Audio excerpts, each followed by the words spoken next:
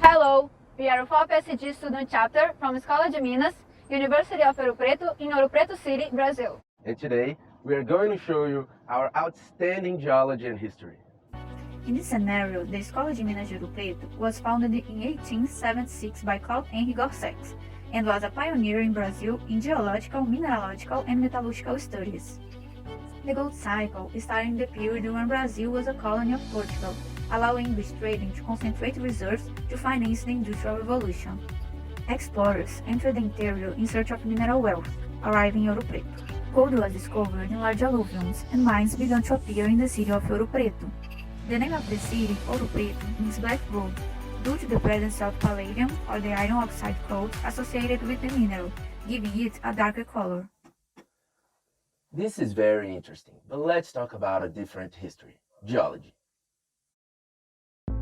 Our SEG is located in a famous Brazilian mineral province in the southeast of Brazil.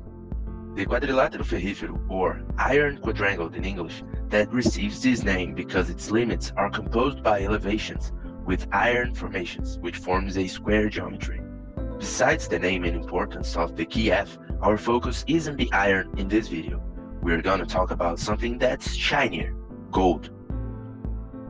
But first, let's learn a little bit about the geological context of the Kiev. The Kiev is located in the southeast portion of the San Francisco Craton, as an ancient terrain is a result of many deformation events that changed the geological settings and are object of many different interpretations. The Kiev is subdivided into three supergroups: Rio das Velhas, Minas, and Estrada Real. We are going to focus on the first two, where the gold shines. The Rio das Velhas supergroup is a typical Archean greenstone belt, comprised basically by metavolcano sedimentary sequences that were metamorphosed under greenschist facies. This terrain is the locus of worldly important gold deposits, with a historical production of more than 1 million tons of gold, and still have the major production in Brazil. We can highlight the mines Morro Velho, Raposos, São Bento, and the two mines in active operation on Kiev, Córrego do Sítio and Cuiabá Lamego complex. These deposits are classified as orogenic gold deposits, each one with their own particularities.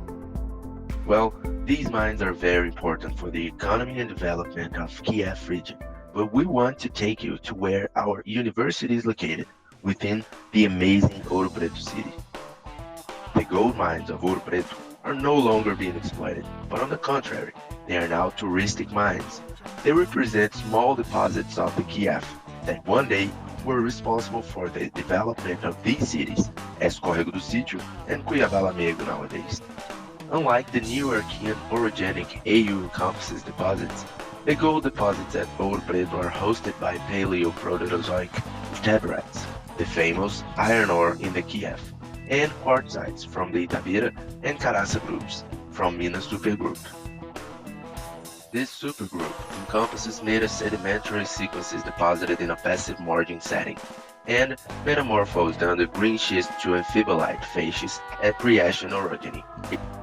These gold deposits are associated with the collapse of the Brazilian origin, related with the sleeping apse and hydrothermal fluid circulation of metamorphic source, with low salinity, high quantity of CO2, and temperatures between 300 and 400 degrees Celsius.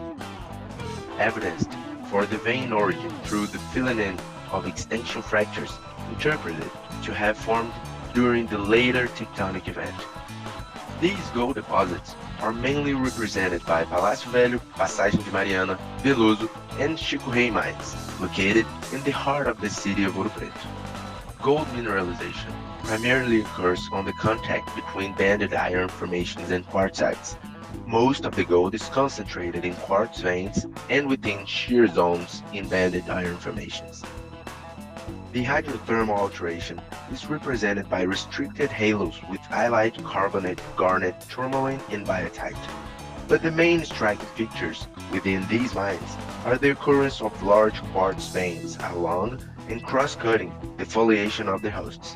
Sulfides and sulfosalts are not so common in this mineralization. These quartz veins often display sigmoidal shapes in some parts, whilst in other zones, pinch and swell structures are very common. The stretching lineation also controls the gold mineralization.